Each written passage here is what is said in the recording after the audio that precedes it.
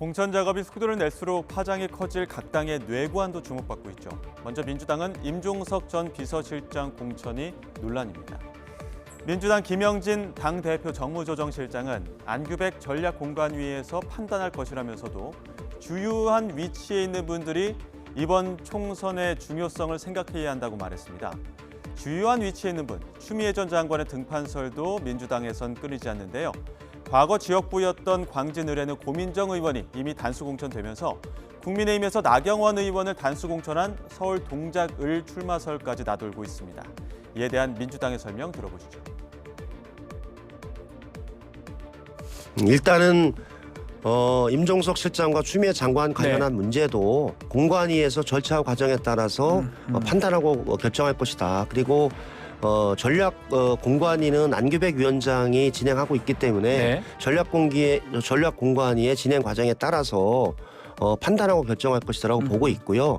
저는 민주당에 있는 모든 구성원들 그리고 주요한 위치에 있는 분들이 이번 총선의 중요성을 서로 생각을 하면서 나의 선택과 판단 그리고 전체 방향이 어떻게 가는 것이 선거 승리에 도움이 될 것인지에 대한 서로의 고민들을 집중하고 판단하는 것이 필요하다고 봅니다.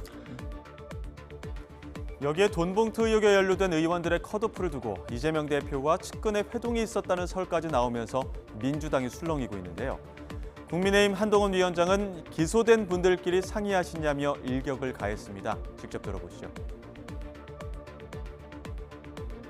이재명 대표가 돈봉투 의혹 의원들에게 일일이 전화해서 공약 파악을 했다는 보도가 하나 나왔는데요. 기소될 분들끼리 한번 어떻게 할 것인지 상의한 거 아닐까요? 같은 입장에 같이 수사받고 계신 분들끼리 이거 어떻게 해야 되는지 상의한 거 아닌가? 저는 그렇게 생각되는데요.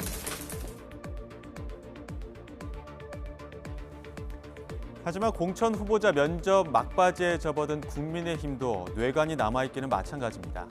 최재성 전 청와대 정무수석은 지금까지 국민의힘 공천 전략에 후한 점수를 주면서도 영남이라는 지뢰밭이 남아있다고 지적했는데요. 들어보시죠. 네, 그리고 대진표를 공격적으로, 공세적으로, 주도적으로 짠다는 거는 선거에서 굉장히 중요한 거예요. 그리고 그것이 인물을 그렇게 배치를 했을 때 인근 지역까지 영향을 주는 인물 벨트화가 이제 될 수가 있거든요. 그런 점에서는 좀 성공적이다. 그래서 1차 수도권 중심으로 지역 발표한 거는 제가 보기에는 무난하게 한 거고 그럴 수 있는 환경이 있었고 현역 의원이 적다는 그 다음에 영남 지역의 1차 교통정리 이런 것들이 또 성공적으로 이루어졌기 때문에 70점. 하지만 이제 영남이 남았다. 지뢰밭은 거기다. 한편 제3지대 개혁신당은 최근 무소속 양정숙 의원을 영입하면서 가까스로 6억의 정당 보조금을 확보했죠. 하지만 안철수 국민의힘 의원은 이를 강하게 비판했습니다. 부동산 관련 논란으로 민주당을 나온 양정숙 의원의 영입이 오히려 반개혁적 선택이라는 건데요. 들어보겠습니다. 마이크 타이슨이 그런 말했죠. 누구나 링 위에 올라가기 전에는 다 계획이 있다고. 그것처럼 사실 저도 10년 동안 제3당이 바로잡기 위해서 노력을 했던 그런 그 경험 비춰볼 때 처음부터 사람이 많이 모이고 그리고 돈이 있어야 됩니다. 그 다음에 또 세 번째로는 차별화 포인트가 필요한 거거든요. 근데 이 세 가지가 아직도 충분하지 않은 것 같아요. 그리고 특히 저는 이번에 누굽니까 비례 현역 의원을 받은 것. 양정숙 의원이요? 사실 문제가 많은 사람을 받았지 않습니까? 그러면 이건 정말 반개혁이죠. 그래요?